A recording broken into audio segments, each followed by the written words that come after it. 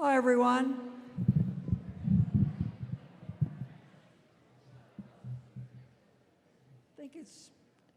Let's get started.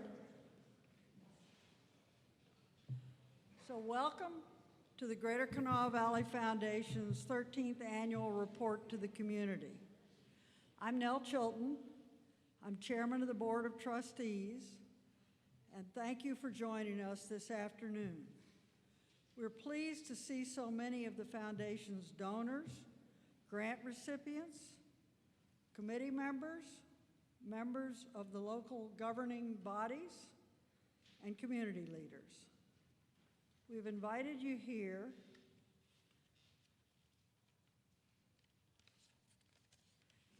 today so that we may report to you the activities and programs of your community foundation. A huge part of what has made the foundation successful is our exemplary board of trustees. It gives me great pleasure to introduce the members of the Board of Trustees of the Greater Kanawha Valley Foundation, and I ask that they stand so that we can recognize you. Melvin Jones, Vice Chairman. Dayton Carpenter. Susan Basile, Secretary and Scholarship Committee Chairman. Monica Hussle, Distributions Committee Chairman. Jamal Khan, Charles Loeb, Sean Mayberry, Todd Mount, Ron Potesta, immediate past chairman of the board and current program committee chairman, Susan Shoemade, Troy Stollard, investment committee chairman, and Philip Tissue.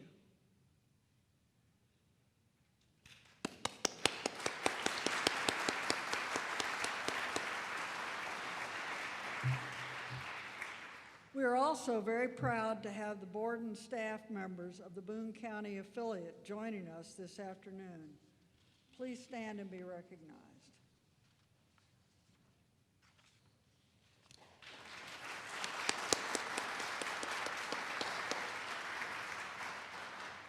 At last year's annual meeting, I shared with you some of the new initiatives that the foundation has undertaken. I want to take a few minutes to update you on those initiatives. The first is the EDGE project.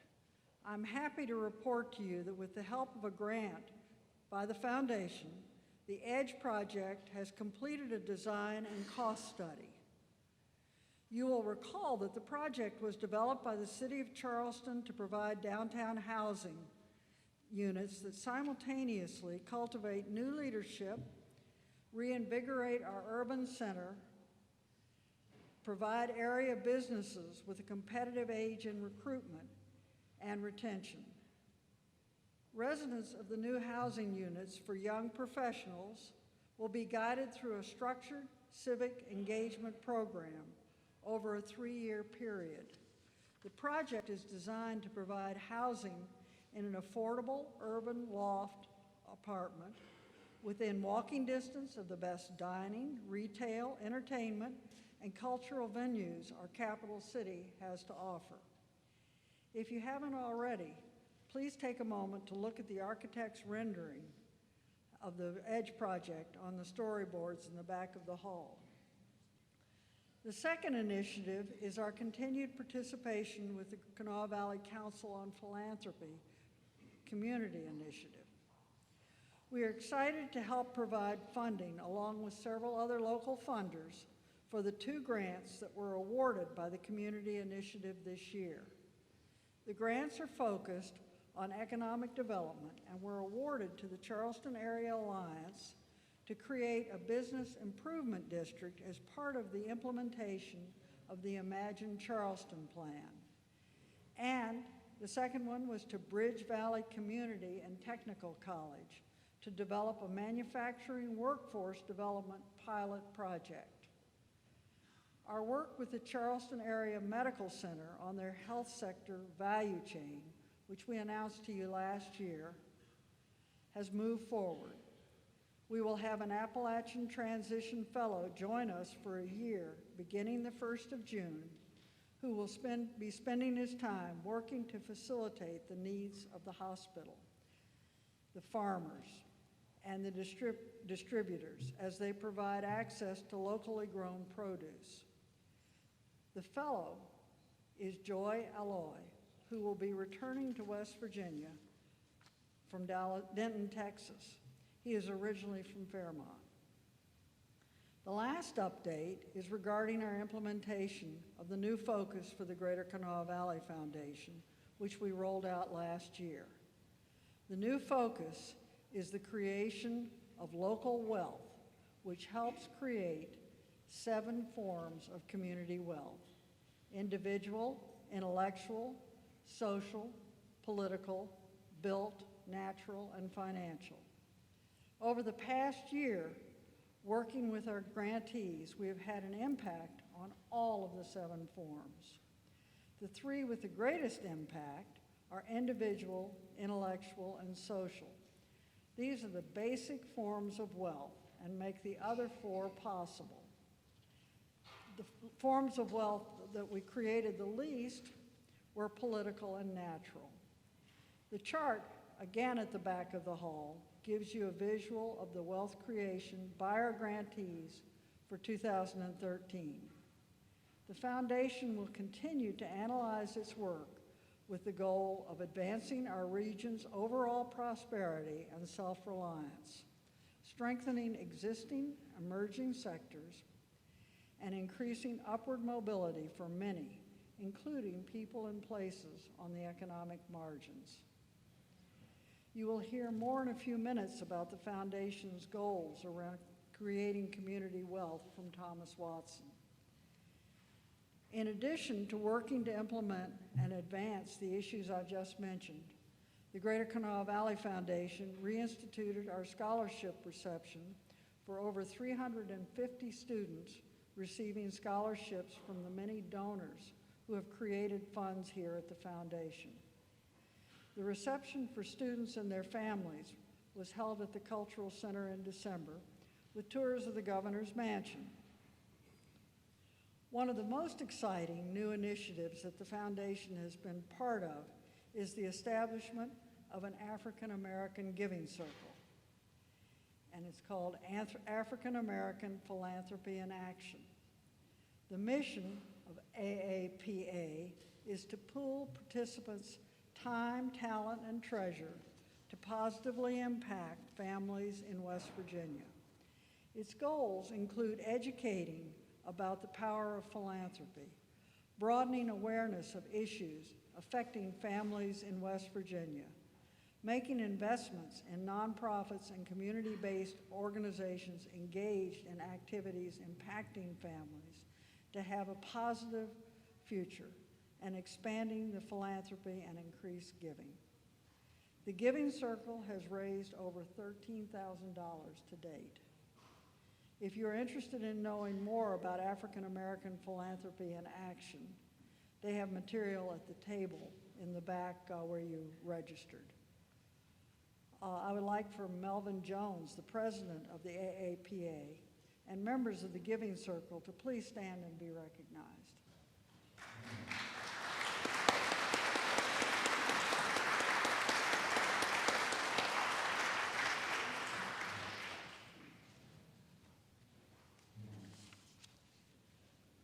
As I think you can tell from this brief presentation, the Greater Kanawha Valley Foundation takes its commitment to create wealth here very seriously. I now have the pleasure of introducing Thomas Watson of Rural Support Partners, who will update you on the Foundation's journey toward a new vision, mission, values, and goals. Thomas. Thank you very much, Nell. Thank you very much. Appreciate that. Well, thank you very much, Nell, for those thoughtful and informative opening. And most of all, thank you very much for your service on the board and your good work for this community for many years. And good afternoon and welcome everyone again to the Greater Kanawha Valley Foundation's annual meeting. We're here tonight to do a couple of things, right? We're here tonight to celebrate over 50 years of good work of this foundation. pretty amazing that an organization is around so long, does so much good, and we really appreciate the time that you're taking here to celebrate that with us. We're also here to talk about what's next for the foundation, right? We've been in a planning process for the last 6 or 8 months or so, more of what I call a strategic thinking process myself. And tonight I'm going to tell you a little bit about what we've learned through that process and where we think the foundation is headed. The last thing, and probably the most exciting thing for me, is that we're also here to think about what's next for West Virginia. We have some incredible doers and thinkers in the audience tonight who are going to come up and really give us some insight into what they see as the future of the state. As Nell said, my name's Thomas Watson, and I run a small management support firm called Rural Support Partners out of Asheville, North Carolina. I've had the pleasure over the last 6 or 8 months or so to help facilitate the strategic thinking process of the Greater Kanawha Valley Foundation. It has been a wonderful process. I so appreciate the opportunity to do it, and I can't tell you how much that we've learned from the process ourselves. Tonight, my purpose here is to do a few things. I want to tell you a little bit about where we've been in terms of concretely. I'm going to talk about the process itself. I'm going to talk about some of the guiding principles that underlie the process. I'm going to talk about what we've learned from this process. We've engaged about 150 of the foundation's major stakeholders and partners to think with us about what the major issues are in our communities and where the foundation may create the greatest impact with both its grant making and the other tools it has in its toolbox. And then I want to give you a little bit of insight into where we think the foundation is headed. I'm going to give you a set of draft mission and vision and value statements. I'm going to talk a little bit about the goals that are coming forth through the process. And I'm going to talk about the areas where we believe, after this process, that the foundation can make the greatest difference or the greatest impact for the people and places that it cares about. But before I get into all of those things, I would like to take this moment, just a second, and thank some folks here. First of all, I just want to thank the board and the staff of the foundation.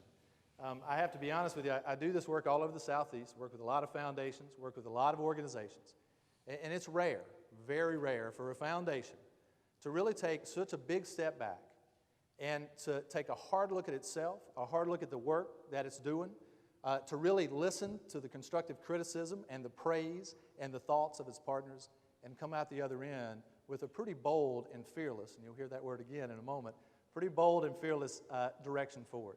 So let's give the board and staff just a wonderful applause for their work and their dedication to this community to start with. The second thing I want to do is to thank everybody in the room here. We don't celebrate enough, period, right? And we don't celebrate enough because we have some incredibly busy lives these days. I guarantee you that everybody in here has 3 plates of work waiting on you at the office. You got kids to pick up. You got 100 emails waiting on you. You got text. You got Twitters. You got Tumblrs, whatever that is. You got it all waiting there, coming at you, right? And all of those things keeps us from just taking a moment to stop and appreciate and celebrate the goodness around us. I'll give you a good example. My last birthday, I called a friend of mine. I said, hey, meet me for lunch. He texts me back and says, hey, I don't have time to meet you for lunch. Apparently didn't have time to pick up the phone and tell me he didn't have time either. Right? And then I go to lunch with some other friends. I come back, and I've got an email waiting in my box there from him. It says, happy birthday, and it's got all these big balloons and stuff. And I haven't heard from him since. That was 9 months ago. Right? And so just an example of how busy our lives are, how much we rely on technology, and how little time we take to just celebrate. So I just wanted to both acknowledge your presence here and thank you for taking the time to celebrate with the foundation. Give yourselves a round of applause for just being with us today and taking the time to celebrate the good work of this historic foundation. The last thing I want to do is to thank the folks who are coming next. I have to be honest with you, it is an incredible and humbling honor to be the opening band for such a powerhouse of thinkers and doers to come. Now you can see on the screen here who all is coming behind me. These folks have been out creating change and leading this state for many, many years, and I'm so excited to have them come tonight and really give their insights into where you think we're going as a state. So let's give these folks a round of applause, and thank you both for your service and for being here tonight. We so appreciate the work that you're doing. So the first thing I want to start with tonight is to talk a little bit about the journey that the foundation has been on. Before I do that, I also want to acknowledge that my screens aren't quite as big as I thought they would be, right? And when your whole presentation revolves around the screen, I'm apologizing in advance that you may not be able to see these. I'll do the best I can of reading these out. There's another screen back there that hopefully everybody will get a glimpse at what we're doing here. But I want to talk a little bit about the journey, right? So the foundation has been on a journey for several years now. It hasn't just been the last 6 or 8 months, but the foundation's been on a journey of moving toward these things, right? The first one is really a systems approach to community change. So not looking at one project, not looking at one community, not looking at one program, but really trying to understand the systems in which we are trying to change, whether it's the educational system, the health system, the system that works to build communities, the community system itself, and really beginning to understand where those systems are strong, where the assets are in those systems, how do we build on those things, where might the system be weak, where might it be missing pieces, and where can the foundation get involved in that system and make the greatest impact possible so that the whole system moves forward and not just a piece of it, right? And not just a program for these people or not just a project for those folks, but that the whole system creates better impacts for all the folks that it serves. The next big piece that the foundation has been working toward is this collective analysis and vision. Even tonight is a part of that.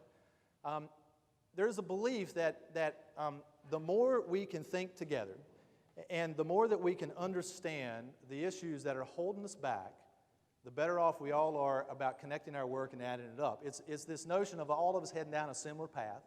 We don't all have to be on the same bus. We don't all have to be in the same destination. But the more that we're thinking together, the more that we're understanding the issues that's holding us back, looking at the assets that we have to build on, then the more likely that our work is going to connect and add up to more than its single parts. The other big piece is being more focused and proactive. You know, the foundation has limited resources, it has limited energy and efforts, and the more focused that we can be on the most impactful areas that the foundation believes it can affect, then the better off all of the work and the people and places the foundation cares about are going to be. So you're going to see tonight that the foundation is still doing a lot of the same work. It's just getting more focused on the areas that it believes that it can make the greatest impact to create more outcomes for more people, right? And then the last thing is we're trying to gain clarity on the impact of the foundation itself. What concretely is changing because of the work of the foundation? We have revised the application process. We are learning better and better how those reporting requirements now can help the foundation understand where it's going.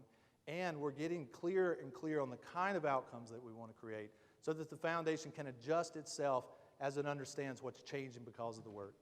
All of this journey has been for one very clear purpose, right? And that's to create better outcomes for the families and the children and the communities that the foundation cares about. That's the main goal. And so I want to tell you just a little bit about the process that we've been through. And I recognize you are not going to be able to see this slide very well. But the foundation over the last year or so has been doing multiple things to move in this direction, right? And the first one started about this time last year where the foundation adopted this thing called community wealth creation. Now I'm going to talk about community wealth creation here in just a moment, but it's a real simple tool to help us understand the various parts of a community that make it strong and resilient. Helps us to see where it's weak, where it's strong, and where the foundation can make a bigger difference, right?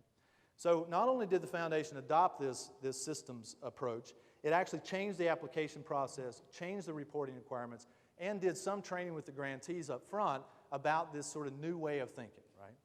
And so we still have some work to do there, but that's where we started. And then a little bit after that, we had a big board and staff retreat. And at the board and staff retreat, we took a look at all the data that we could find around the issues and the areas of interest that the foundation cared about. We took all the knowledge and the wisdom of the staff and the board, and we actually used all those reports that y'all gave back to the foundation to help us understand what we have, what's missing, and where the foundation could make a bigger difference, right? We took all of that work that came out of that, and that was a hard couple of days, let me tell you, right up front. It was a very long couple of days. But we took all of that work back to the board. The board refined it. They sifted it a bit more. They got pretty clear on some ideas they'd like to take out to the rest of the stakeholders and partners, and they also identified who those folks are. And then we took it out. We took the show on the road, right? First thing we did is we met with the advisory board. We showed them the best thinking. They said, well, boy, some of that sounds good. Some of it doesn't sound so good, right? So they helped us to refine some of the ideas. Then we took it out to the major donors, and we said, you know, here's what we think about the world in which we live. Here's where we think we're doing well. Here's where we think we need some work. Here's where we think the foundation can make a difference. And the donors gave us some really good feedback. And then we began to organize the stakeholders, the partners, the folks who are out there on a daily basis doing the work that the foundation cares about. So we organized folks around education. We brought together about 50 folks to think with us for 3 hours on the things that are holding us back from better educational outcomes. We had a big meeting around with folks in the health sector. We had a big meeting out there building communities every day. And we had a big meeting with folks who I want to show you tonight. I'm going to show you what we've learned through that process, and I want to show you where we've come out the other end of where we think the foundation is headed. I also want to say that what I'm going to show you tonight is a little bit premature. It's a little preliminary, right? Because tomorrow and Thursday is the final meeting in this strategic planning process, right? We're bringing the board and the staff back together to sift all the stuff you're going to see tonight one more time, right? And get one more layer of refinement and focus. So everything you see tonight is kind of draft, right? But we didn't want to miss the opportunity to show what we've learned and to show where we think the foundation is headed in such an important meeting like this. So I guarantee you what you're going to see tonight is going to look a little different when it comes back out in June, but this is the basics of what we know, what we've learned, and where we think the foundation is headed. So before I get into sort of what we've learned, I do want to give a couple of, just a little bit of information around the guiding ideas behind all of this process. This first one, and you see it here in the room, and it just makes good common sense, right? There's been a shift in mindset, right? And it's much more of an investor in community change. So pretty simple concept, right? All of us in here have invested in something, whether it be stocks or a house or a piece of land or a car, whatever it may be. And when you're an investor, you take your research and your homework very seriously. You talk to anybody that you can. You look at all the data that you can. You figure out where the best deal is or where the best investment is. You make that investment with a very clear and stated idea on the kind of return that you're going to get on that investment, right?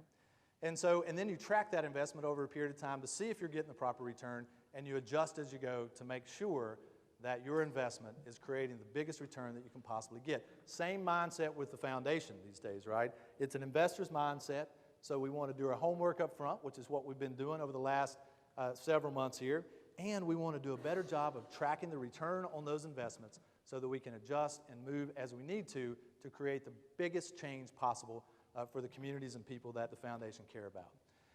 The second notion is around community wealth creation. You've heard this several times tonight, and this is a fairly simple idea as well. It is that it takes lots of things to make a community strong and resilient. And the more of those things that we can see and understand, then the better off we're going to be to both understand what wealth that we already have, and we have a lot of it, and how we can build on that wealth to grow other forms of wealth. It also helps us to understand where we may be lacking in some wealth and where the foundation can make a difference so that everything moves forward. Because if you just focus on the individual wealth without focusing on the social wealth or the financial wealth, then you're never going to move the whole needle, right? So when you look at these forms of wealth, we're talking about the intellectual wealth. That's the knowledge and the innovation that's going to continue to help us be on top of the economy, going to continue to make West Virginia thrive. It's the individual wealth. It's the skills, the education, the health, the income of the people that we care about.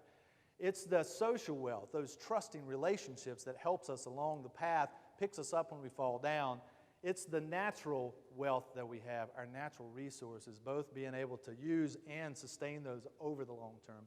It's the built wealth. It's all the infrastructure that helps us get to point A to point B to do the things that we need to do in the world. It's the political wealth, which means that we all have some ability to shape the decisions that affect our lives and our families.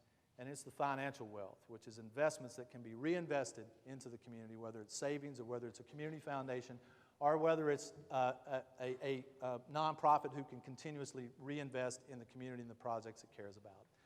So what the foundation has been doing a lot is looking at these forms of wealth, figuring out sort of what wealth we have, what wealth we're missing, and where the foundation can help grow the wealth that needs to grow.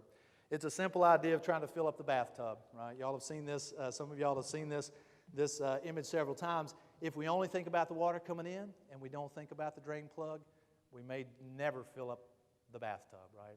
And one of the things we continue to talk about is the scholarships. One of the more important things the foundation does, and Nell, I think, mentioned tonight, is 350 or so scholarships that went out. And boy, that's good work and absolutely necessary for the communities that we care about. And if 80% of those folks who get a scholarship have to move to New York or Charlotte or to D.C. to get a job, did we really fill up the bathtub, right? And so it's a matter of connecting the dots in terms of getting those folks back to a summer internship, opening up new jobs in a diverse economy so they actually have a place, building new housing downtown so that we actually have some cool spots to come hang out while you're visiting Pies and Pints, right? So it's all of those things that really help to fill up the bathtub. You know, it's this notion, though, that even to get the water to the house is an unbelievable system. And y'all know this better than anybody in the world, that if this system breaks down in any place, then the water doesn't even get to the house, right? And so part of the process is really understanding the systems as good as we can, figuring out where they're strong, figuring out where they're weak, figuring out where they need to be shored up so that it all works for everybody all the time. Now, let me say I had this slide long before the water issues hit Charleston, so this was not planned, but I've been using this one for a while. It's such a good analogy to understand sort of this systems approach. So with all of those sort of guiding principles in mind, I want to share a little bit of language with you. Now, as I've said already, these are draft forms right now, and these are going to change as we move forward, but they give you a good indication of sort of where the foundation is headed and how the foundation is thinking these days. So here's the draft vision statement. We started out with this thing, and I tell you, it just continues to ring for me time and time again. So this is the foundation's vision for the communities that it cares about. So we envision a forward-thinking and closely connected community where residents fearlessly work together to promote the education, health, and prosperity of all. Now there's that word fearless again, right? When that word first came out, I thought, boy, that's an odd thing to put in a vision statement. Never seen it before, and I said, boy, do y'all really want to hang on to that one? Because that's a pretty bold statement, right? That means y'all are going to have to be fearful first, right, or fearless first, and it means you're going to have to press everybody else to be there with you, right? Every one of the board members said, you know, that's the right word, and we want to keep it. So here's the vision, right? And so then we say, well, if that's the vision, then what's the foundation do to help move us toward that vision, right? So here's the updated mission statement. So the Greater Kanawha Valley Foundation seeks to make thoughtful and proactive investments that grow the multiple forms of wealth necessary for children, families, and communities to thrive. The forms of wealth that we seek to grow include the individual, intellectual, social, political, natural, built, financial assets within our communities. You can see this notion of wealth creation here. You can see this notion that it takes a lot to make a strong family, a strong community, and the foundation's trying to see it all and doing what it can to move the whole needle. Here's the last thing I want to share, and this is a set of value statements. Now, these have some writing behind them, but I just want to share the highlights. These are the things that you can expect the foundation to continue to do. I think the foundation's always done these things, but we want to be clear about them so that we can hold ourselves accountable and we can hold everybody else accountable to them as well. But it's to lead with integrity and respect for all. It's to act with a long-term perspective. It's to build on the assets of our community. It's to seek excellence starting with the foundation and pressing everybody else to do the same. It's to promote inclusiveness, and it's to take a collaborative approach to the work that we do. The foundation can't do this alone. It has never done it alone, and the more that we can work together and think together, the more change we're going to be able to create. So I want to start by talking a little bit about the process here and a core piece of the process. You know, there's been a lot that's happened, but one of the main things that we've really been working on is trying to get to the roots. What are the root issues that are holding back better outcomes in the places and people that the foundation cares about? There's lots and lots of issues out there, and what we want to figure out is where are the leverage issues, right? Pull one issue, it changes 4 other things, right? So that's the conversation that we've been having with everybody. Now, I just want to remind everybody that historically, here's the fields of interest of the foundation. They're health and education, human services, recreation and land use, arts and culture, basic needs and donor-advised funds. They serve the counties of Boone, Clay, Fayette, Lincoln, Kanawha, and Putnam counties. And so the foundation actually started by looking at all these issues, looking at every piece of data we could find, taking all the knowledge that we had within the board and staff and from the reports that we could pull, and we began to do this. We began to say, well, what are the issues that's holding back better outcomes? What are they? and we threw them all out. And then we begin to sort those issues into 3 categories. And I'm using what I call a little problem tree here, right, to kind of, as an analogy. But, you know, if you think about the issues that are in our society, some of those issues are symptoms. And if you think about those as the green part of the tree, right, easy to see, you know, you see them every day. You walk out here and you'll see them, right? There's homelessness, there's substance abuse, there's all kinds of things. There's lower grades in school. You can see these issues. You know they're there. You can touch them, right? There are other issues that would represent sort of the trunk of the tree, right? And these are supporting issues. These are things that are a little harder to see, but boy, they keep those symptoms in check, and they just keep perpetuating what we've always known, right? And then there are the root causes. And those are awfully hard to see, and they are awfully hard to fix and make a dent on. We normally don't tackle them because they are so hard. And we take that short-term view. No way you can solve them in a few years. You really have to dig on them for a while, right? But that's what we're trying to get to.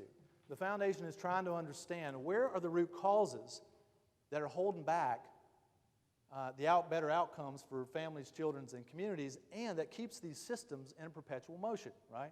So this is the conversation that we've been having internally and with the partners.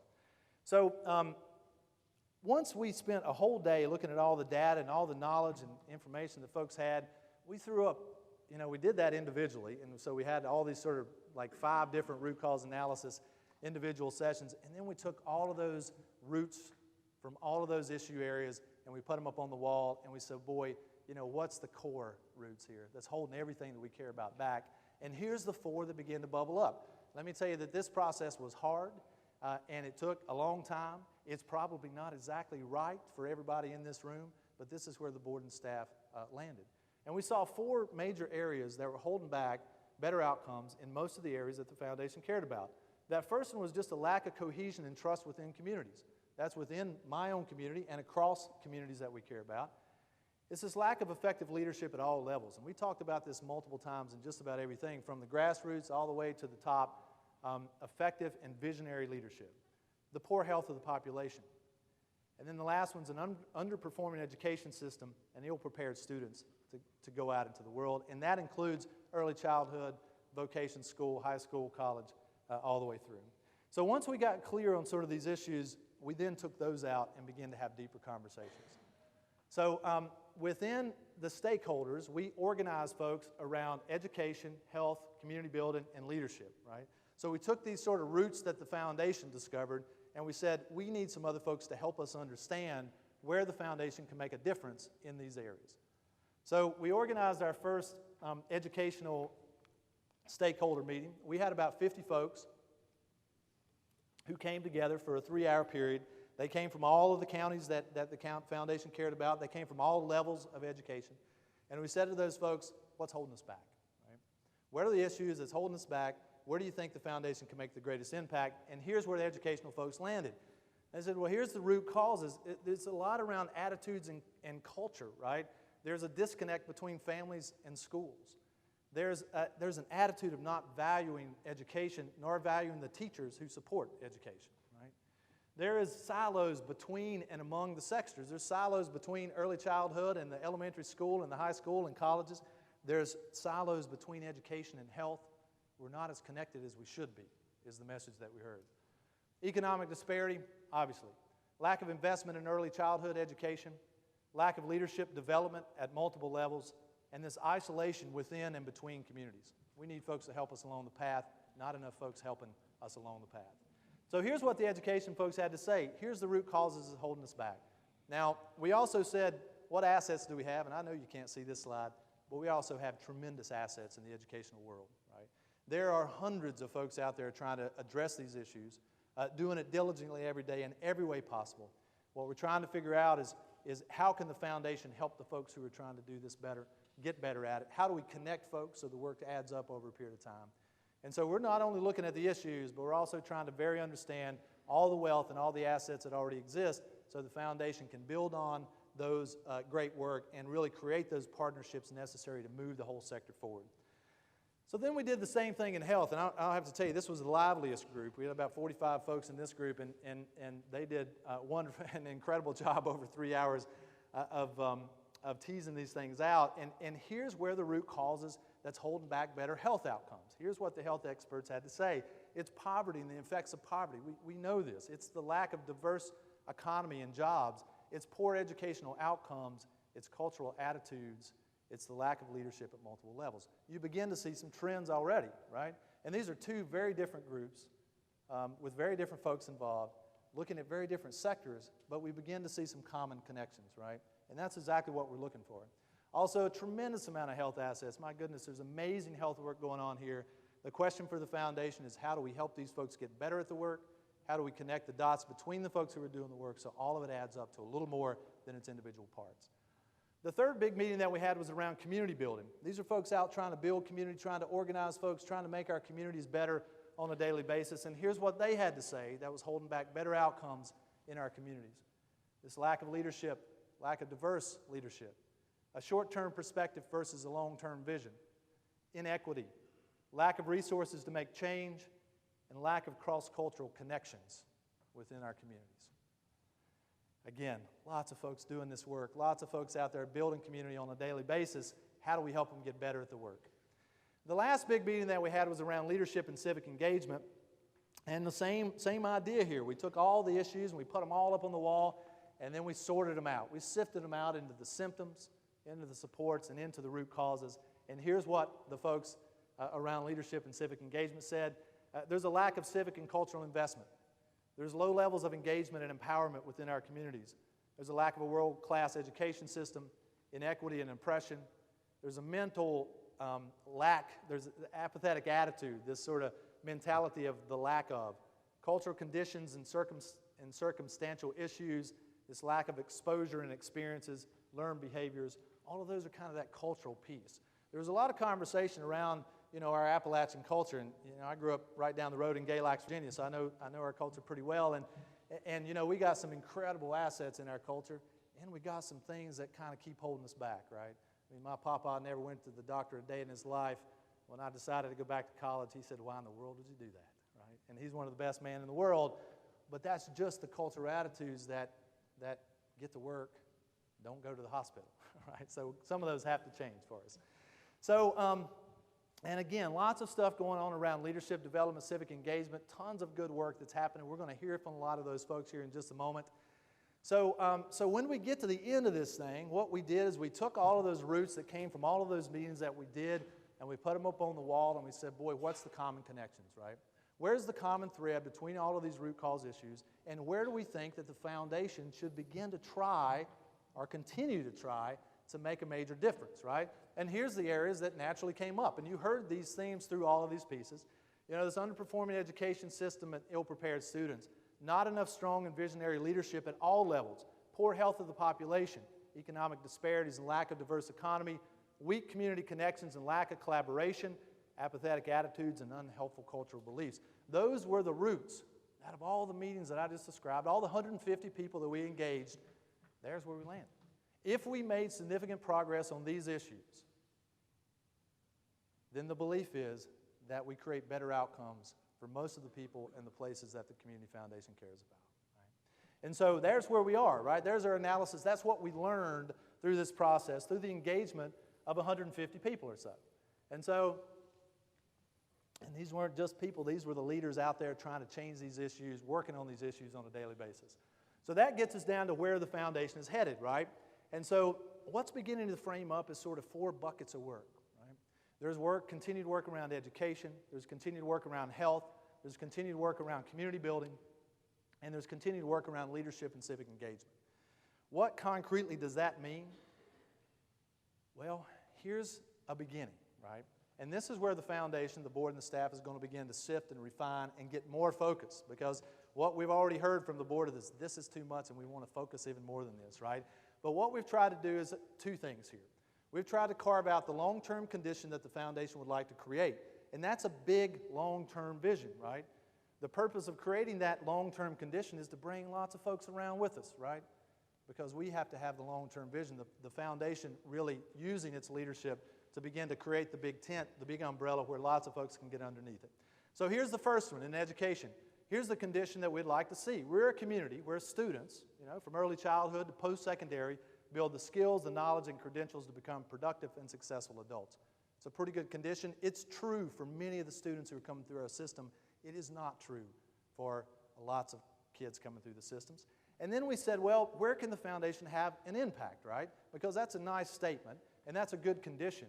But concretely, where do you think you can make a difference that's going to help move that whole system forward?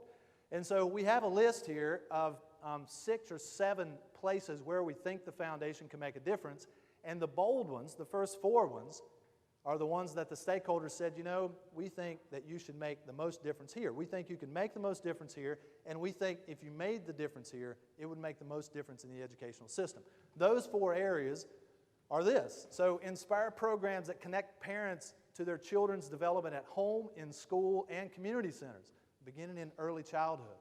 Expand access to after-school and summertime tutoring and mentoring programs for reading, science, math, arts, and culture.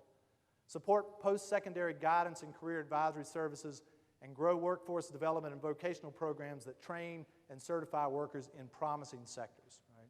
Now, there's a couple of other down here to promote collaboration among educational institutions, support arts and science programs in and out of the schools, and increase marginalized students' access to technology and resources. But you can begin to see here, we're trying to get focused. Right? And here's where we believe that the foundation can make a significant difference in the educational sector, which we believe would help the whole sector to move forward and to create better outcomes for the kids that all of us care about. So the next area of focus is health, right? Pretty simple condition we're trying to create is that we're a community where the healthy choice is the easy choice, right? It's easy for me to stop smoking. It's easy for me to lose weight. It's easy for me to get to the doctor. And so where do we think the foundation can have the greatest impact? Here's the 4 areas. We believe the foundation can promote and develop the capacity of communities, organizations, and entrepreneurs who focus on recreation, ecotourism, farming, and healthcare. Help folks who are doing this get stronger and better at it, right? Promote healthy lifestyle choices through training and support and education. Expand public green space and promote bikeable, walkable communities. Improve access to healthcare and well-being programs for all. Those are 4 core areas that we believe the foundation can make a difference. And we believe if it did, with our partners, that the whole health world would move toward this condition we're trying to create. The next one's around community building. And this one, the community building piece, long-term condition we're trying to create, is a community where people have the relationships and trust across place, race, and class. We have shared community visions and the capacity to create positive change. The 4 areas we think the foundation can make a significant difference in is expand community-wide visioning and planning efforts and help communicate those visions so there's broad-based community participation and buy-in. Help build strong relationships and connections within communities and between communities and support organizations. Increase diversity in leadership positions and boards. Support efforts that result in safe and secure communities. The last one is around leadership development and civic engagement. The condition that the foundation would like to see created is that we're a community full of strong and visionary and effective leaders who are grounded in the needs and desires of our greater community. We believe the foundation can make a difference in 4 areas. Invest in early childhood and youth programs that prepare children for a lifetime of leadership. Leadership starts early. You either believe you are or you don't, right? Promote civic engagement, public forums, community service, and votings.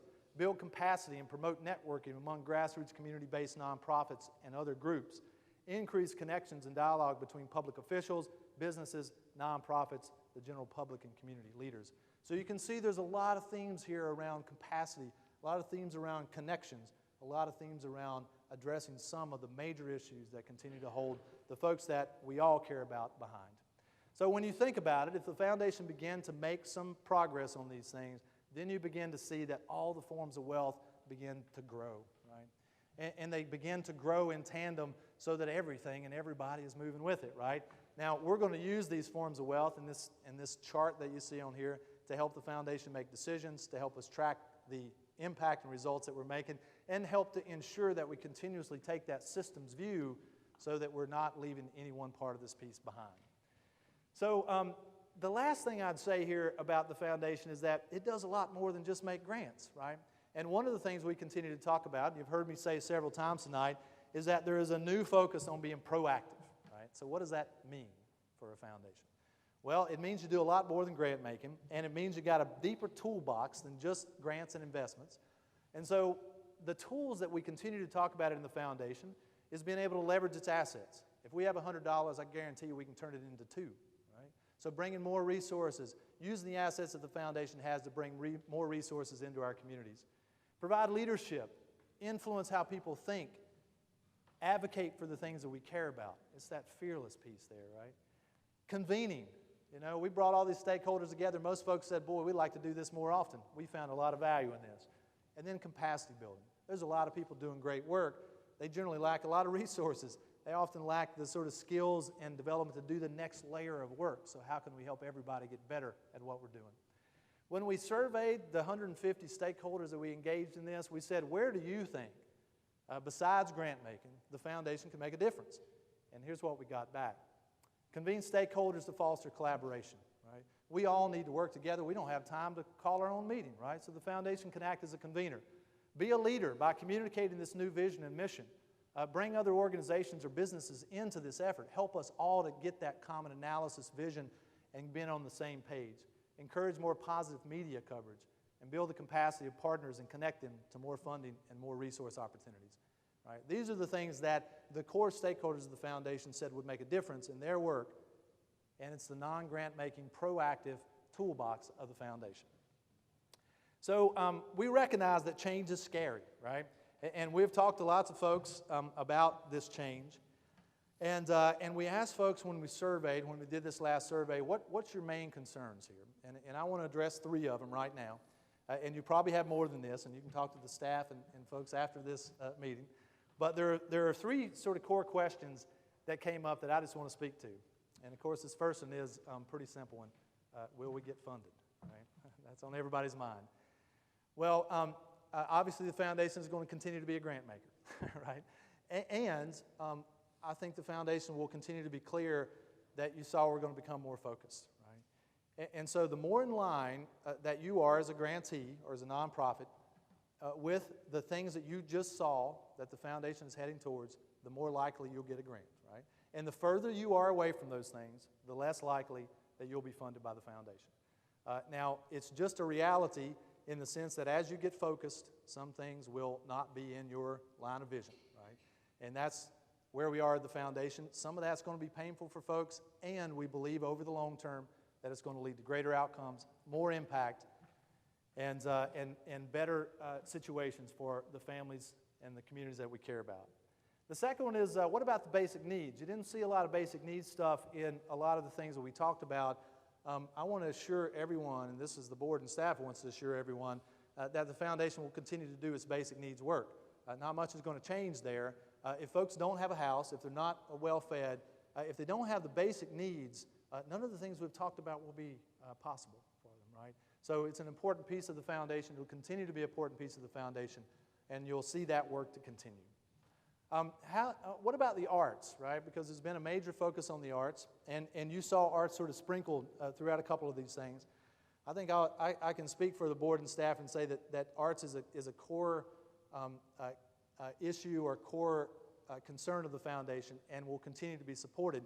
You saw that it's part of the community building piece, it's part of what brings people together, it's part of what empowers folks, and it's part of the educational piece. The more of that creativity and the more pieces of the brain we can use, I believe the better off we are. So you see the arts sprinkled throughout both of these, 2 of these main goals that the foundation is moving forward, and it will continue to be a priority for the foundation. The last thing is how does all of this affect the donor advised funds? And the truth is it doesn't affect the donor advised funds much at all, because all of those funds are exactly what they're called. A donor comes to the foundation and says, I have an interest in X, Y, or Z, and the foundation will manage that money and carry out the wishes of the donor. So the donor advised funds will not be affected by the kind of stuff we're talking about. However, my guess is that they will continue to engage you around the analysis that we have and continue to get you to think with us in some different ways. So those were the main questions that came out of the survey that we had.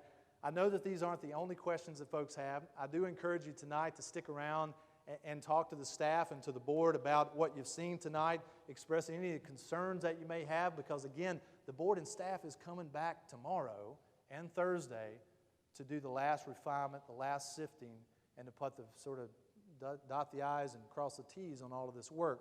So if you have anything you want to get into their minds, tonight is the time to do it, right? So I want to do one last thing before I turn it over to Becky here and we get the rest of the evening started. Concretely, I've already talked about the next steps of the board and staff retreat over the next couple of days. In June, all of this refined work is going to come to the board for a final approval, or that's the hope. We'll keep our fingers crossed. And then there's going to be a report back to the community on all of the things we've talked about tonight in a much nicer form, right? It'll be the official version of the foundation. The foundation will do a good job of reporting to the stakeholders and really spreading the word of this new direction far and wide. So with that, that's all that I had for tonight. I certainly appreciate y'all having me here, and thanks again to the board and staff for allowing me to be part of this process. It's been a wonderful learning adventure. I feel very solid and confident about the direction of the foundation, and I'm excited to see this next step take place. With all that said, I'm going to turn it over to Becky to get us moving into the next piece of the night. So thank you very much, Becky.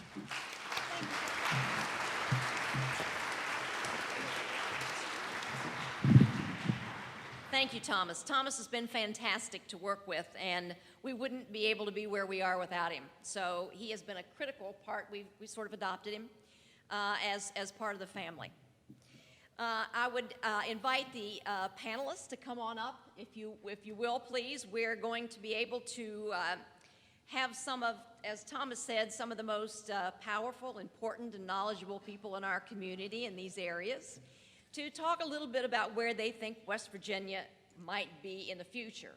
And the moderator of that panel is going to be Betty Knighton, who is the Executive Director for the Center for Civic Life. And this is sort of a kickoff of a dialogue which she'll explain to you in more detail about what is next for West Virginia throughout West Virginia. In every community, we hope, throughout our state, to begin to look at what is the future of their locality and what kind of opportunities and assets do they have to build on. Our panel this evening is Lloyd Jackson. Come on up, folks. He is he's a former state senator, and he is a current member of the state school board. Next is Gail Manchin. She is our former First Lady and is the current president of the West Virginia State School Board. Perry Bryant, who is the executive director for West Virginians for Affordable Health Care. Brooks McCabe, who is a state senator and local developer. Is that the right word for you, Brooks? That's fine. I once worked for a gentleman who I called an investment banker, and he got very, very upset with me. He told me he was a merchant banker, so I'm very careful now about what people's titles are. Yeah, he had explained then the difference to me. And last but not least is Dr. Dan Foster, who is former senator and physician. And it is my pleasure to turn this over to Betty Knighton, and she will explain a little bit about it and get the words of wisdom from our panel. Thank you so much, Becky, and to the Greater Kanawha Valley Foundation for assembling all of us here today. I want to say a word about the title, What's Next for West Virginia, which is the title you'll see in your program for this panel discussion. If that were only the title of a panel discussion, I think that would be a pretty intriguing question for us all to talk about. That's what we're going to be discussing here for the next 30 minutes. But I also want to tell you that it's a broader initiative than what we're going to be doing here for the next half hour. What's Next West Virginia is a statewide initiative officially being kicked off here today in this place, which is built on the idea that West Virginians from all walks of life need to have opportunities to come together in local communities, to talk with one another about what's next for their community in terms of strengthening their local economy and all that that entails, and that this needs to be a statewide conversation that brings people together to talk and then to get busy working. It's been in the works now for almost a year. A whole coalition of statewide organizations and local groups have been coming together who all believe that this is an important and opportune time for West Virginians to set some directions for our future together. And the coalition has included wonderful groups like the Greater Kanawha Valley Foundation, state agencies like the Bureau for Public Health, faith groups like the West Virginia Council of Churches, nonprofits such as the Community Development Hub and Vision Shared, just a whole range of organizations. All are welcome, and we hope that that will grow and grow as the initiative moves forward. It's built on the idea that we all have the right to have these conversations, that we might have different points of view, that there's a lot already happening in West Virginia. We're quite aware of that. And so we're hoping that these local initiatives will connect the various work and conversations that are already occurring among different sectors in a community. But even more than that, in addition to the connection, that new people will be brought into local community work and planning and conversation, especially our younger people in West Virginia, but anyone that cares about the future of the state. So I believe that because you all are all here today, that means all of you. So after our conversation, I'll come back to this and tell you a little bit more about how we hope that all of you will be involved and how this can spread into conversations throughout the state. But I'll start with the 5 people that we have here who have together decades and decades of work. I don't mean to stretch decades that much. A decade or two among them. Unfortunately, you were right the first time. Well, I just know that I've lived in West Virginia for most of my life, and I have seen these people devote their professional and personal efforts toward all these issues that affect West Virginia, many of the ones that Thomas outlined in the presentation that preceded this.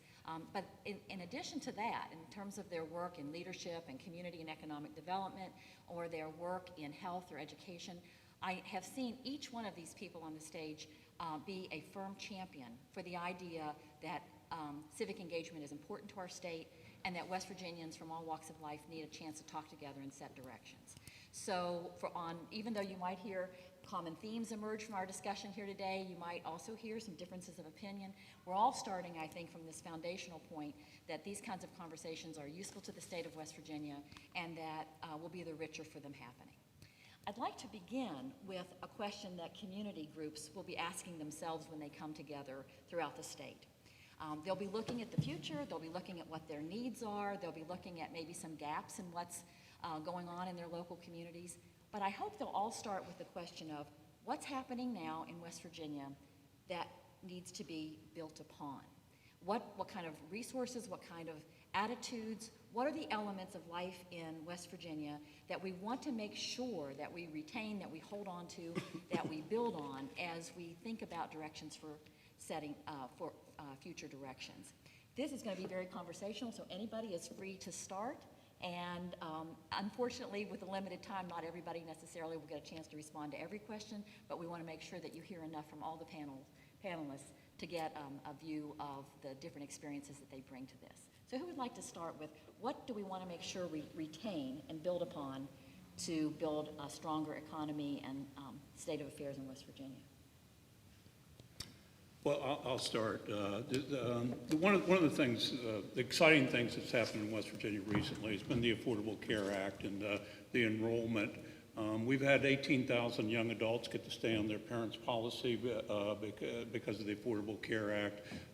We've enrolled about 25,000 people in qualified health plans. These are subsidized, for the most part, subsidized private insurance products. But the real shining light is 120,000 low-income West Virginians have been enrolled in the Medicaid expansion since October 1st. To put that in perspective, about 90% of all of those who were eligible for the Medicaid expansion have been enrolled in 7.5 month period. It is a remarkable achievement and one that we need to build on to make sure that our workforce and our employees who can go to work every day and our students come to school able to learn and to work because they have the health care benefits as a foundation for that. I think it's a remarkable achievement and one we ought to build on, Betty. I would expand that just a little bit.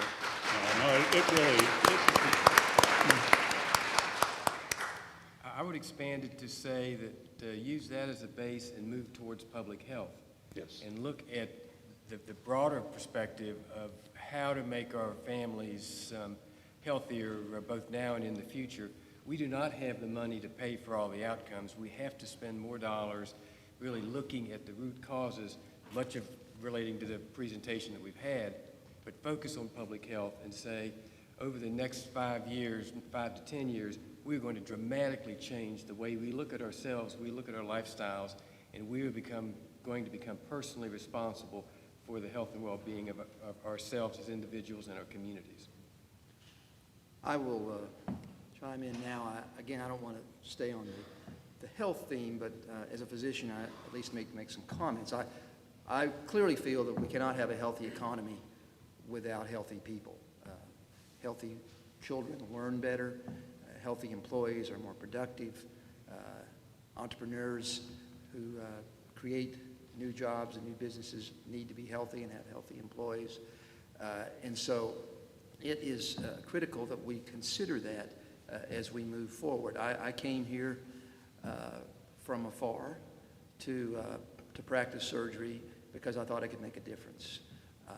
I feel that hopefully I did in a few cases, but during that time I saw our health characteristics stagnate.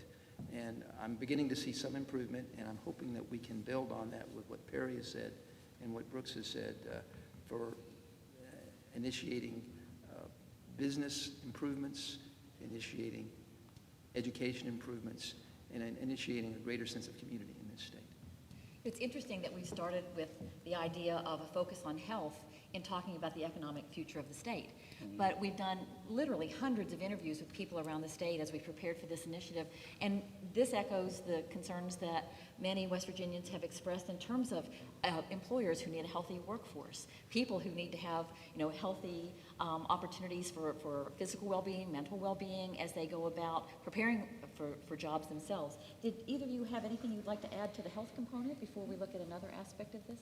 Well, I was not going to address the health, No, although whatever. the health component is very important to this. But I think when we think about what West Virginia has and we think about the natural beauty, the wild and wonderful part of West Virginia and how we have to continue to build on that. I think when you look at the Boy Scout Bechtel Reserve, what that has brought to West Virginia, what it will continue to bring to West Virginia as the home of Boy Scouts for the next 100 years, and the Highlight Wildlife Adventure series, and what that means in terms of promoting quality jobs around this state in the area of tourism and hospitality and food service is something that I think we definitely should not ignore, but certainly that builds into healthier lifestyles and healthier eating if we're doing that correctly. But I just think we can't talk about what we have in West Virginia without identifying that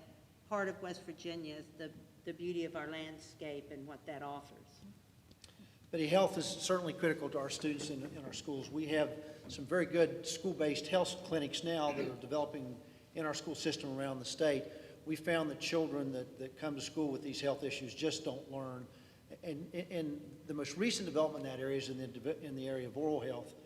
We've really discovered that children that have these problems, both because of their health issues, but because of just the aesthetics of those problems, really do affect children's ability to learn and where they want to come to school and be part of the system. Health's really critical to what we do in that area as well. When you think about either anything that's been said so far or what else is in your mind in terms of something that's really an important strength in West Virginia, what is it that makes you most hopeful that we're going to work through some of the challenges, work through some of the difficulties, some of the barriers, and make progress in either the areas of health or the other areas related to employment, security, and education?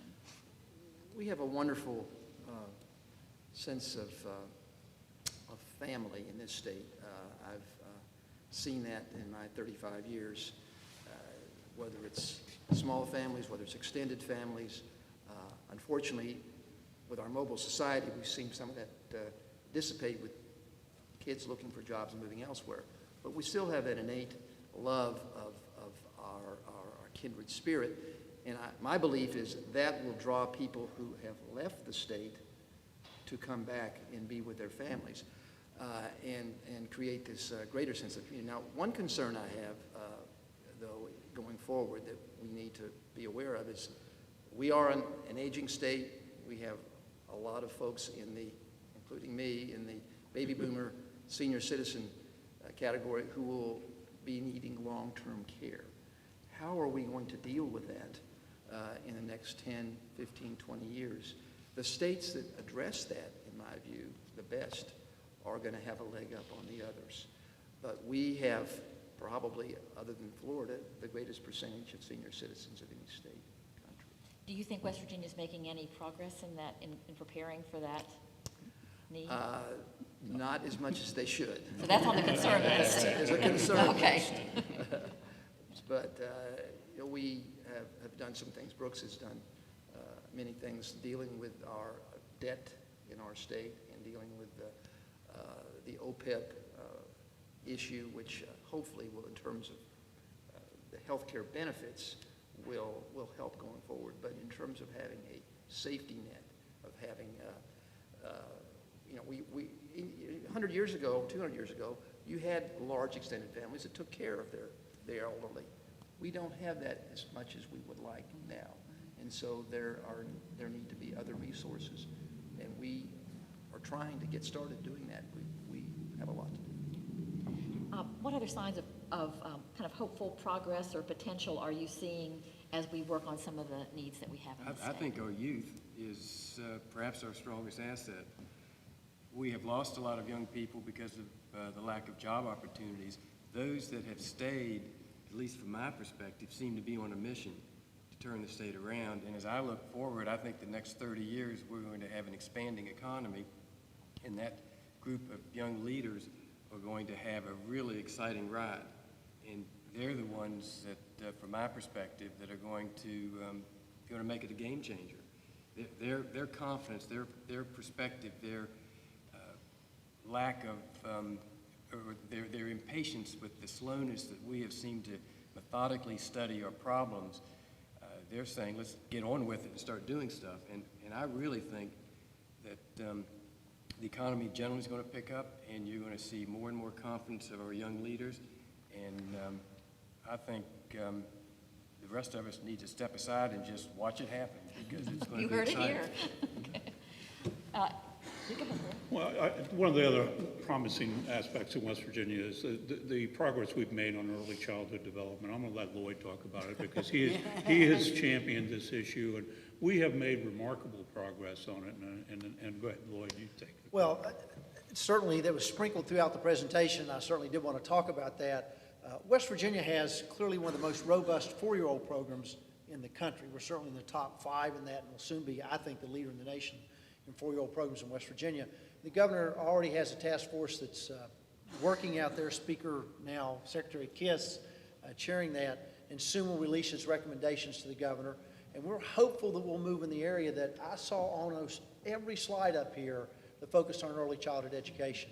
West Virginia can be the national leader in this area without too much investment. We're going to take some without more. We certainly have the capacity to do it. And we can start making a difference because we have far too many children in our education system who just aren't prepared for that system and who really never get caught up. We can make that difference in a state with, unfortunately, so much poverty in some areas where parents aren't able to give the children the help they need at home that all of you could give yours.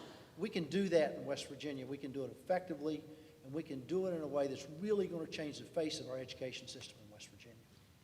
And just to tie into that, I think one of the things that makes all of this so promising is we have a very strong, capable State Board of Education.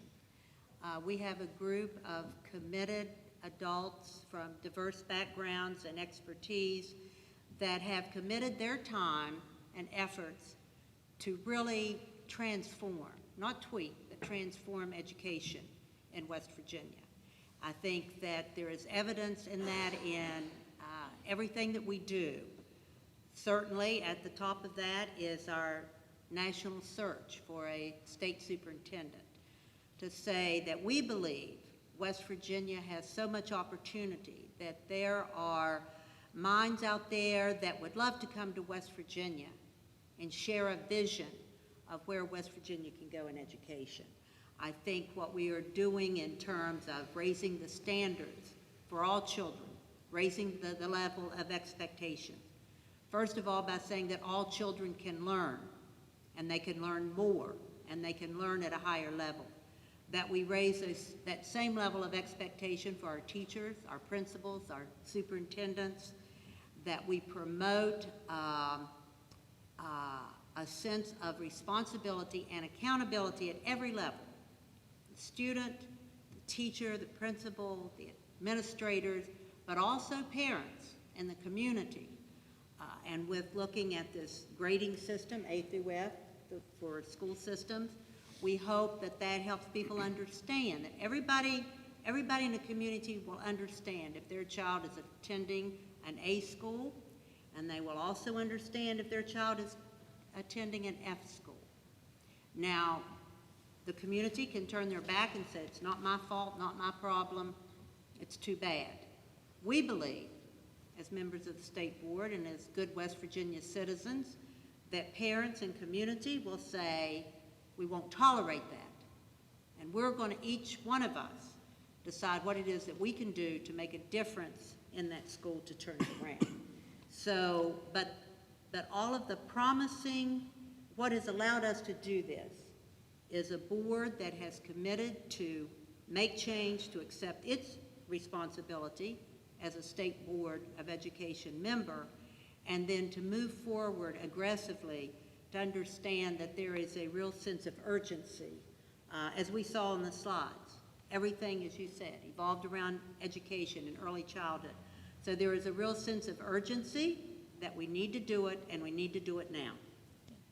You know, I think it's important for any conversation about the future of West Virginia, what's next for West Virginia, has to start with thinking about what's already happening in West Virginia that's positive that we can build on, what are the assets that we have, what are our hopeful signs, but it also needs to embrace the idea of some of the struggles that we're having in West Virginia. Where are the gaps? What do we need the most? What impact of maybe economic hardship are we seeing in the families in West Virginia? And I think Dan's already brought up one of the examples of something we really have to get our hands around, the idea of how to serve the needs of an aging population, how to increase accountability and education has also come up. What are some of the, when you see the big challenges facing West Virginia, what are we struggling with the most? Well, in the healthcare area, the two that we struggle with the most are tobacco and obesity. And clearly, we need to make some additional strides in there. And I agree with Senator McCabe wholeheartedly. I mean, expanding health insurance to the uninsured is really important. It gives them access to health care. But we need to complement that with a strong public health initiative, make sure that we decrease our tobacco utilization, that we get people on the move, eating better, eating healthier, less obese. Those are the two major concerns that I have in terms of a health perspective. I will mention one more, and of course, that's substance abuse. Not that tobacco is not an abused substance, but the prescription drug issue that's over the last 15 to 18 years in this state, in this country, has been unbelievably concerning in terms of human capital and cost, both to our educational systems, to our government, and to our healthcare systems. We've made some strides in that area in the last few years, but it's still an incredible force out there of challenges, and I'm hoping that we will find some solutions that will enable us to become more optimistic about that particular issue. I'm always frustrated that we focus on the short term, the near term.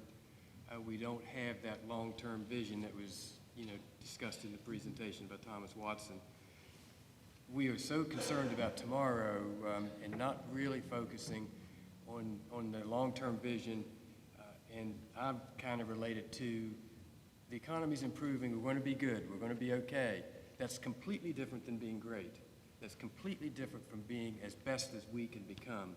And I don't see us really envisioning that right now. It's always about, let's be a little bit more, we'll be a little better next year and the year after that. As long as we're improving, we're okay. It's not about taking quantum leaps forward and saying, we're going to be the best in the country.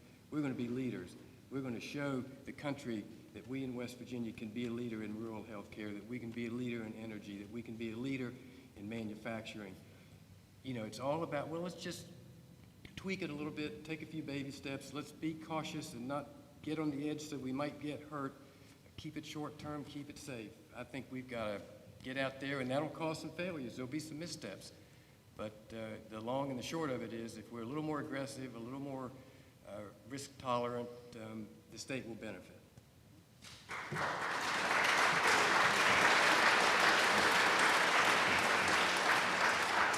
That actually brings me back to a point that you made earlier about wanting more young people who are ready to say, let's just get on with it, to kind of move the work in West Virginia forward.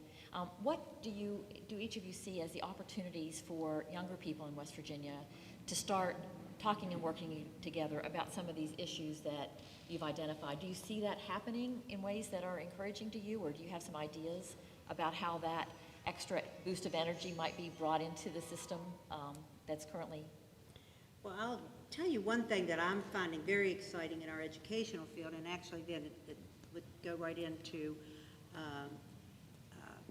to the workforce, into economic development, but our career tech centers have just evolved into state-of-the-art simulated workplaces that truly are preparing our young people. We talk about graduating students, college and career ready, and these career tech centers are doing just that. They are graduating students with credentials, with the opportunity to get a job. Those can be streamlined right into our community colleges to promote then an associate degree. But when we talk about gas and oil and the possibilities of what can happen in West Virginia, and that's what I'll turn over to Lloyd, but having students that are prepared with the job skills that are going to be necessary for these types of jobs, good paying jobs, will allow our young people to have a good quality of life in West Virginia, to continue building on their learning, to grow with the jobs as they grow in this state. But that is a very exciting factor that's happening across our state in education right now, and I think it's something we can be very proud of. You know, Betty Gale touched on it, and I think we lose sight of the fact that in West Virginia, Ohio, Pennsylvania, New York lies the second largest natural gas field in the world, rich in natural gas liquids. And the fact of the matter is, those liquids are going to change the face of West Virginia. Manufacturing is returning to this country, and if we get it right in West Virginia, it can return to West Virginia. We've been an economy based on the extractive industries for a lot of years, and I think we can honestly say it's benefited our state, but we haven't always gotten it all right, and we know that in West Virginia. We need to get it right this time. When these jobs return and this investment returns, we need to be sure that we build an economy and we build a workforce that endures beyond those natural gas discoveries in northern West Virginia, because they won't last forever either. And that we build that economy so when it's over with, people come here not because of the extractive industries in the future, but because we have a workforce that is educated, that is dedicated, and that is attractive to people to come to this state. We're going to have this opportunity again in this state. We need to get it right and be sure we do it right this time. Lloyd used the phrase building an economy that endures, which I would just really like to hear what you think are the elements of an enduring economy. If we have opportunities to put pieces in place that endure beyond short-term opportunities. Well, I can speak to that and speak as to what the others have talked about here in the last couple of minutes about what we can build on. We have a wonderful cultural milieu in this community. We're sitting in sort of the crown jewel of that, whether it's our symphony, whether it's our museums, whether it's our Light Opera Guild and other cultural gems, our Appalachian Children's Chorus. It's innumerable for a city this size. I came from other large cities, and I've been always amazed by what we have here. That attracts professionals. It attracts creative people. The more of that we have, I think the more creative young people move here and percolate, cross-pollinate, and create new jobs and new opportunities and a sustainable economy, in my view. It is, you see it in other parts of the country. We're beginning to see it here, whether it's Asheville, North Carolina, whether it's Nashville, Tennessee, whether it's other areas in the West. We can be that. We can be a place where people want to come. With the internet now, you don't have to live in a big city to be able to perform your job. You can live virtually anywhere you want. When you have the quality of life that we have in a place like this, if you have the cultural atmosphere, we can attract those people, and I think we will.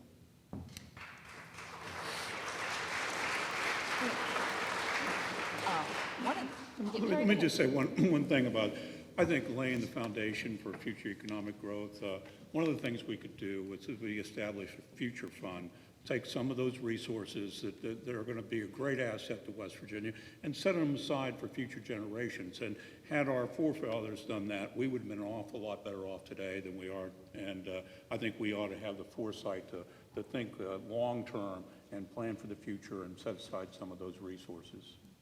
And not just for infrastructure and development, but for research. I mean, the Electric Power Institute is a $300 or $400 million funded organization by the public utilities. Where's the similar institute for coal? Where's the similar institute for oil and gas? We need to convince our industry partners in the state to invest in research, because it's not just about using the minerals and resources we have now. The future is just wide open, and these new technologies are going to be astounding. We need to figure out how to be a real leader in research as it relates to an energy economy and reinvesting basically in the future to ultimately have a diverse, self-sustaining economy. One of the things that's a bit certainly fascinating, but also a bit daunting about trying to have a statewide conversation about the economy of West Virginia is that there's such diversity throughout the state. Mm-hmm. Are we talking about the Eastern Panhandle? Are we talking about our southern counties? Are we talking about the high population areas or the very small rural communities? In your work, as you've looked at the kind of challenges of coming up with statewide systems or statewide policies that serve all of those diverse needs of small rural communities, perhaps that have lost a lot of their population. What are some of the approaches to making West Virginia connected and kind of interactive in a way that those small communities that are just really struggling to stay afloat can be a part of a dynamic future in West Virginia as well? You know, Betty, nobody has to worry about that more than we do at the State Board of Education because we have 55 counties and they're all different. But the fact of the matter is that there's a common thread that we have to have among those, and that's high expectations. I mean, West Virginia suffers from low expectations. We have kids that don't do well in school because no one expects them to do well in school. And Dan touched on it, but if you look around where we're sitting right now and think of people like John McClarity and Newt Thomas and the Clay family, they had high expectations, and look at the result of that here. I mean, that's the result of high expectations. And if we'll do that in West Virginia, our kids are just as bright when they're born as anyone else in the country. Our teachers really are just as good as any place else. Our school system's very dynamic and good. We just have to have high expectations and expect people to perform at that level. That's what bridges the gap for us across every school system in West Virginia. And I think when you look at our very rural areas, we have an initiative in McDowell County, which is the poorest county in West Virginia, the 8th poorest county in the nation. But there is a commonality when you get into very rural, isolated communities, and that is many times lack of economic development, lack of hope. And so it is about education. Education breaks the cycle of poverty. But if children are hungry, if they're not healthy, if they're ill, if they don't have the proper care, they're not going to be able to learn. And so as we look at those counties, we realize that it is about the school and the teacher, but it is also about wraparound services that we bring to those children. That's why community schools become so important in our isolated rural areas. It provides in that school the health clinic, the dental clinic, the social services, so that social workers that need to meet with that child can come to the school and meet. The child doesn't have to leave the school and try to go somewhere else to get the services they need. So it is a composite of, again, the community. If we say it takes a village to raise a child, who's going to raise that village and who's going to build that community into a thriving entity that can support and raise its children. So it is a massive undertaking, but it is one that I think we are looking at that model in McDowell County, and I think it's one that will work. You know, a lot of the people that we talked to in preparation for this initiative said, We need to think about what West Virginia needs to do to thrive and not just survive. And it seems like that's been a theme among the panelists today. You know, it seems like we just got started with this conversation, but our time is already almost at a close. I just want to give you one last opportunity in case I didn't ask the question that allowed you to bring that idea into the conversation that you wanted to bring. Is there anything else that you want to tell to our guests here today about what you hope for or believe in terms of the future of West Virginia?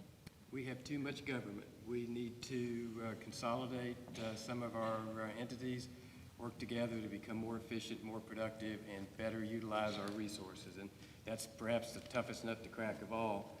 But a small rural state, as dispersed as we are in many of our communities, we need to think about a different way to organize the delivery of our services and our local government. We don't need to apologize for being West Virginians and for being from West Virginia. We need to be proud of this state. I've lived many places in the country, and there's none better than this. So I would encourage people to show that pride wherever you go. I would just say, support our early childhood initiatives as they become public, and you see what we're going to try to do. If we don't have your support, it won't happen. Support us as those measures come forward. Well, and I would say, as Tom Watson so eloquently said, let's not ever forget to celebrate the beauty of our state in its land and the recreation and what it offers to people of all ages, and then the beauty of its people. I think those of you sitting in this room today are a testament to the quality of people that we have here in West Virginia that are not afraid to work, or not afraid to buckle down and do whatever it takes to get the job done. And I think we will get the job done in West Virginia because of people just like the ones here today. And Kerry, that leaves you with the last word. Well, just that we are, what next West Virginia, we need to encourage that initiative and make sure that it's successful. So we continue this dialogue in a lot of different settings and a lot more. How cool, we didn't even plan that. Two quick comments before I turn it back to Becky, and that is, I said at the beginning that we would conclude with an invitation for continued dialogue and work in local communities. Perry's actually already done that, but on your seat also you will find a flyer that gives you contact information.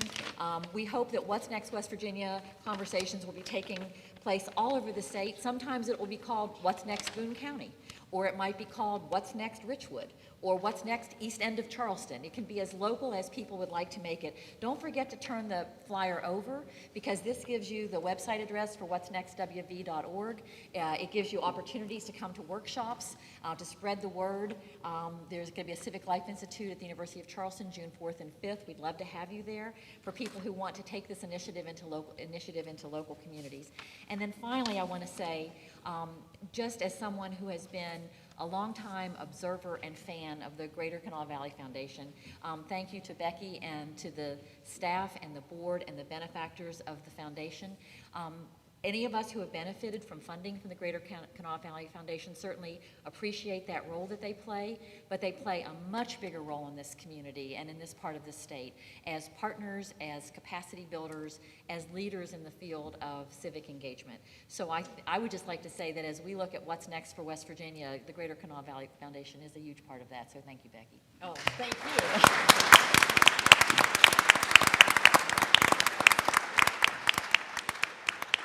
Thank you very much, Betty and panel members.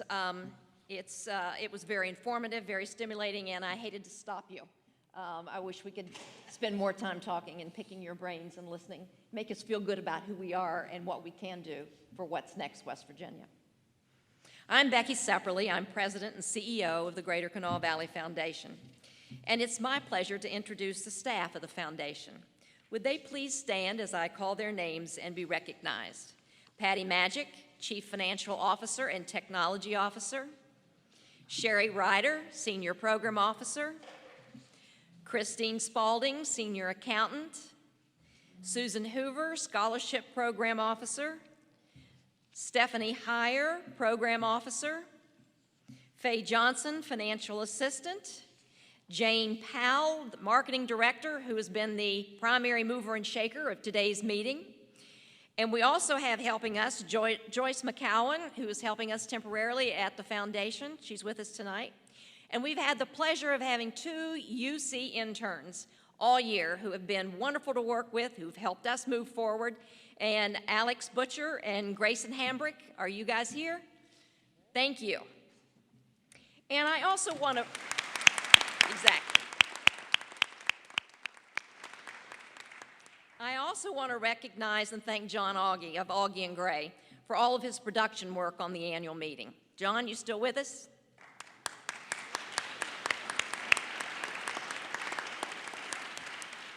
And I would be remiss if I didn't thank Scott Finn and Public Broadcasting for live streaming today's meeting and for recording our meeting this afternoon. Thank you, Scott. And by the way, Public Broadcasting is also a partner and has been an integral part of our planning for the civic engagement What's Next West Virginia. So they've been great in making it really public broadcasting. Well, one of the indicators of financial wealth is a community foundation. It's an indicator of wealth in a community. And that being the case, our community is indeed very wealthy. Over the past couple of years, the average charitable giving to a foundation, a trust, or a donor-advised fund has increased 21%. Due to the work of its founders, those in leadership that have followed, and its many generous donors, giving to the Greater Kanawha Valley Foundation has followed that trend. As indicated on the back of your programs, which you found on your seats, at the end of fiscal year 2013, the foundation had over $216 million under management. The assets to be used to create wealth in our community. In 2013, it received over $14 million in contributions and received 109 grant requests, awarded 88 of those requests with a grant, for a total of almost $2 million in its competitive grant program. In total, the foundation distributed over $6 million in its combined discretionary, donor-advised, and donor-designated programs. That's $6 million in our 6-county region of Kanawha, Putnam, Boone, Fayette, Lincoln, and Clay. In communities, regions, and states that have a strong and active philanthropic sector, progress, innovation, and growth are able to happen at a much faster pace, as well as serving the residents most in need. Philanthropy is, by definition, a long-term strategic investment of our charitable resources for the public good. It is, or it should be, the architect of social change, not just responding to immediate needs and problems, but also searching for ways to solve them once and for all. Philanthropy as a sector is one growth area in this country that will continue to flourish. While the private and public sectors will face new limitations in their ability to contribute to the common good, philanthropy is bound to grow in size and in service. The combination of demographics, an aging population, and the transfer of over $41 trillion by the year 2052 in the United States all suggests that we might be at the beginning of a new golden age of philanthropic growth. American business is focused on survival in a global economy. Though corporate social responsibility plays an increasing part in its activities, by necessity, it's got to defer to larger interests, those larger than one area or one region. American government, meanwhile, has largely turned power into paralysis. Though our needs in rural America are arguably greater than they ever were, the response from government at all levels is increasingly limited and is armed with a one-size-fits-all mentality. That is the opposite of what's needed. Philanthropy, on the other hand, is able to work with differences, to embrace radical solutions, take risks, even fail, and then try again. Philanthropy is the one sector fully capable of innovating solutions. But it won't happen, however, without a serious commitment to do so. The Board of Trustees and the staff of the Greater Kanawha Valley Foundation are dedicated to investing in the types of capital that will build our community's wealth. We believe by building our community's stock of capital, those innovative solutions can be developed to shape, sustain, and improve livelihoods throughout our region. Thank you.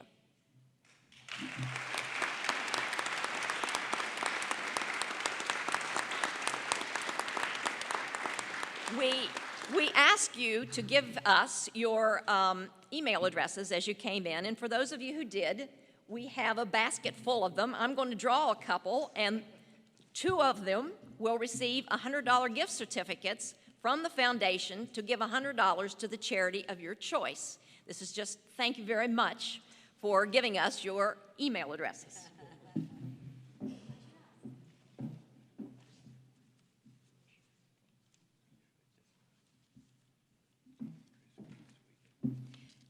Jane actually has the gift certificates here in front. Angus Payton.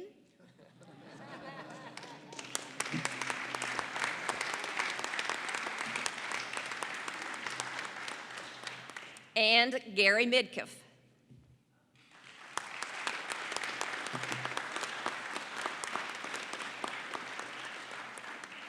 Well, this concludes our program this afternoon. Please stay and join us for some refreshments. Thank you.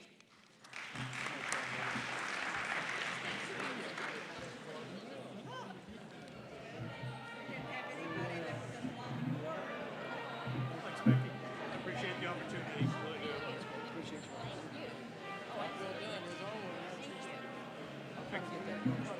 Yeah, no, it'd be